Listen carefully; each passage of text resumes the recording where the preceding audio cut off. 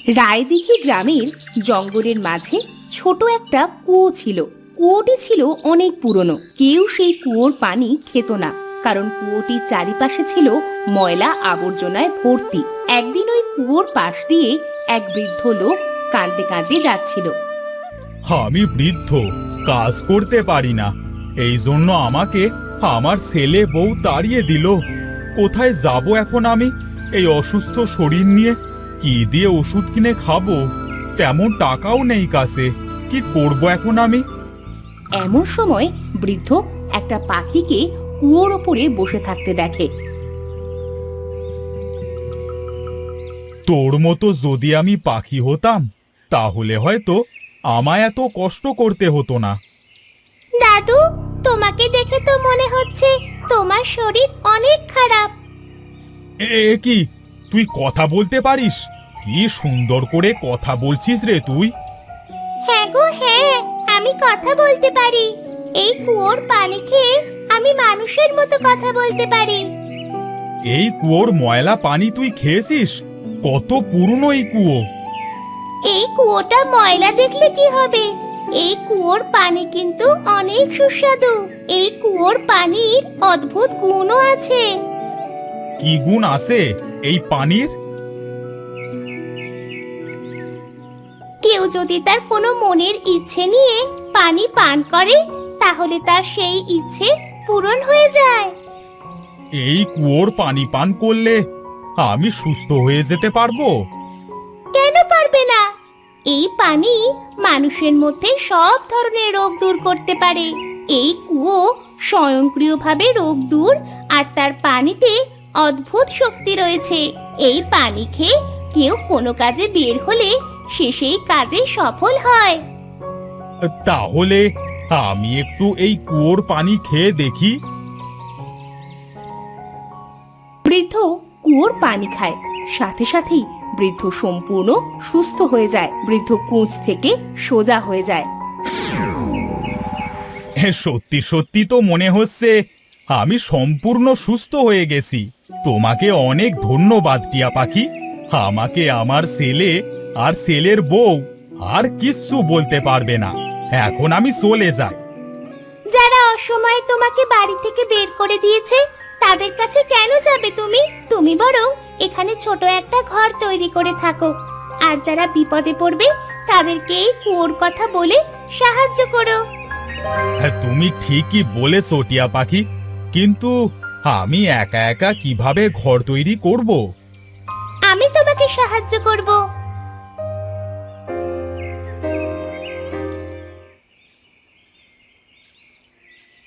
বৃদ্ধ আর পাখি মিলে কুয়োর পাশে ছোট একটা ঘর তৈরি করে সেখানেই থাকতে শুরু করে। এরপর কিছুদিন কেটে যায়। হঠাৎ একদিন রেহেনা কাঁদতে কাঁদতে জঙ্গলের সেই কুয়োর কাছে আসে। আমি বাঁচতে চাই না, আমি মরে যেতে চাই। আমি কালো, এজন্য আমার বিয়ে হচ্ছে না। সকলে আমাকে অপমান করে। আমি কালো, এতে আমার কি দোষ?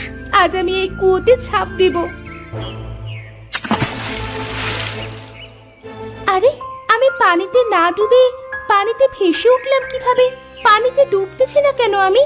আমি কালো, সেজন্য কি পানিও আমাকে ঘৃণা করছে? এটা কি কত সুন্দর দেখতে লাগছে! মনে হচ্ছে তো আমার ছবি। আমি এত সুন্দর হলাম কিভাবে?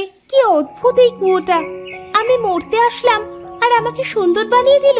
আমাকে আর কেউ অপমান করতে পারবে না। রেহেনা কুয়ো থেকে উঠে বাড়িতে চলে যায়। সেদিন বিকালে আরিয়ান নামের একটা ছেলে খেলা করার জন্য অন্য বাচ্চাদের কাছে যায়। আরিয়ানের ছিল এক পা খোঁড়া। এই মহেশ, আমাকে তোদের সাথে খেলতে নিবি? এই দেখ দেখ, এই খোঁড়া আইছে খোঁড়া। তোরা আমার সাথে এমন কেন করিস? আমি খোঁড়া, তার জন্য তোরা কেউ আমাকে খেলতে নিস না, তাই না? আমি তোদের সাথে আর কখনো খেলবো না। আরিয়ান কাঁদতে কাঁদতে জঙ্গলে সেই কুয়োর কাছে যায়, যেখানে একটা গাছের কাছে বসে সে কাঁদতে থাকে।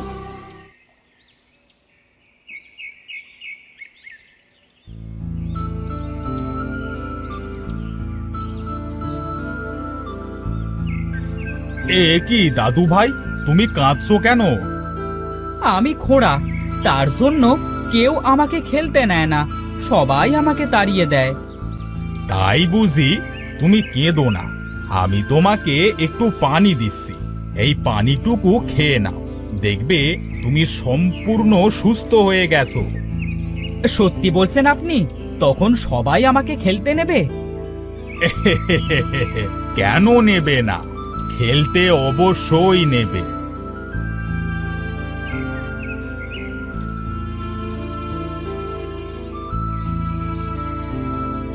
বৃদ্ধ একটা পাত্রে কুয়া থেকে পানি নিয়ে আসে আর আরিয়ানকে সেটা দেয়। তুমি এই পানিটুকু খেয়ে নাও দাদু ভাই, দেখবে তুমি ঠিক হয়ে গেছো। আরিয়ান পানিটুকু খায় আর সাথে সাথে আরিয়ান সুস্থ হয়ে যায়। দাদু, দেখেন, আমি সুস্থ হয়ে গেছি, আমি হাঁটতে পারছি। কি মজা, কি মজা! আমার যে কি আনন্দ হচ্ছে! দাদু, আমি মাকে বলতে গেলাম, কেমন? আরিয়ান আনন্দ করতে করতে তার মায়ের কাছে গিয়ে সব কথা বলে। আস্তে আস্তে অদ্ভুত এই কুয়োর কথা পুরো গ্রামে ছড়িয়ে পড়ে। গ্রামের অনেকেই আসে কুয়োর কাছে, এক একজন এক এক রকমের সমস্যা নিয়ে। সবার সব সমস্যা কুয়ার পানি খেলে সমাধান হয়ে যেত। এমনই একদিন, তুমি তো অসুস্থ মা, চলো তোমাকে ওই কুয়োর কাছে নিয়ে যাই, দেখবে তুমি সুস্থ হয়ে যাবে।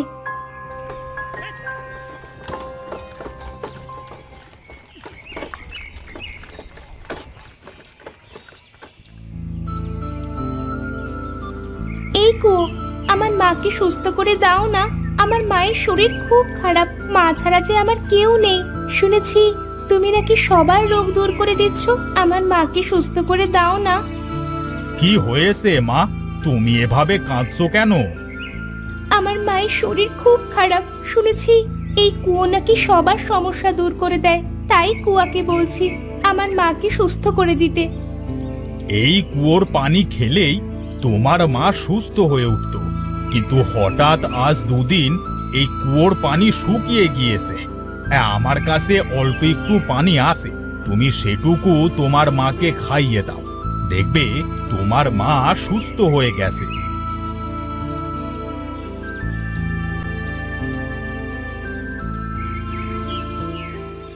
ঘর থেকে একটু পানি এনে বৃদ্ধ রুহির কাছে দেয়। এই নাও, এই পানিটুকু তোমার মাকে খাইয়ে দাও, দেখবে তোমার মা সুস্থ হয়ে যাবে।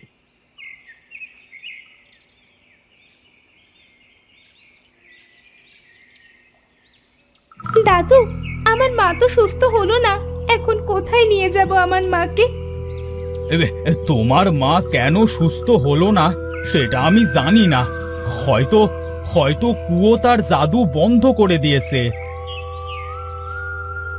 কুয়ার পানিতে কাজ না করায় কুয়ার কাছে তেমন একটা লোক আসে না। এরপর কয়েক বছর কেটে যায়। একদিন হঠাৎ অন্য গ্রামের এক লোক কাঁদতে কাঁদতে সেই কুয়ার পাশ দিয়েই যাচ্ছিল। আমার এই কি সর্বনাশ হলো! আমার সব শেষ হয়ে গেল, এখন আমার কি হবে?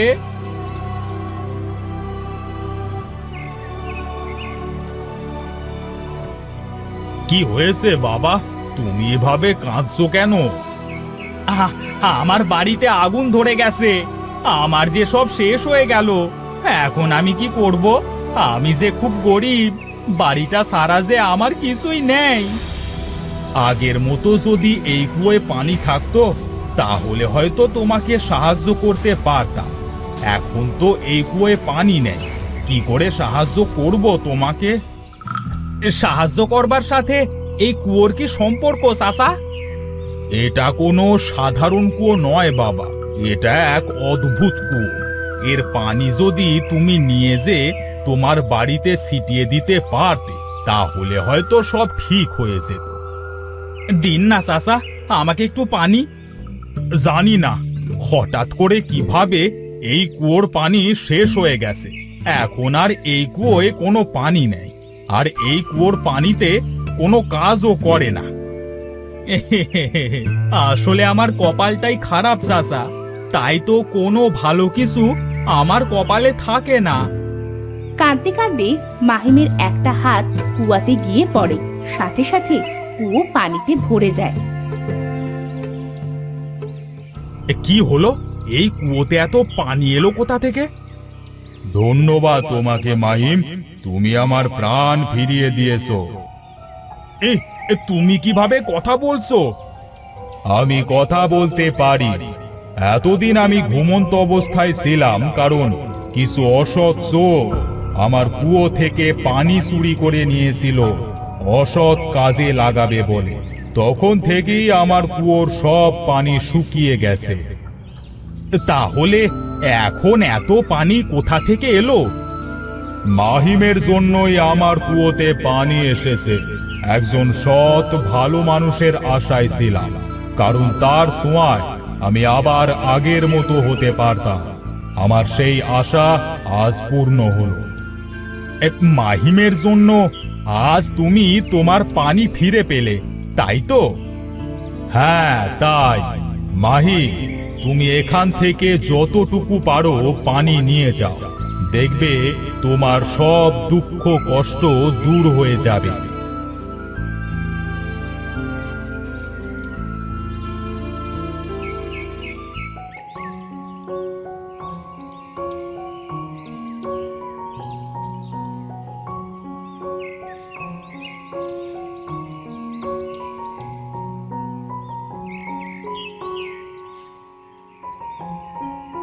এরপর থেকে আবারও কারো কিছু দরকার হলে বা কেউ অসুস্থ হলে অদ্ভুত কুয়োর কাছে এসে তার পানি খেয়ে বা নিয়ে তাদের সমস্যা দূর করত। আস্তে আস্তে অদ্ভুত এই কুয়োর কথা কয়েক গ্রাম ছড়িয়ে পড়ে।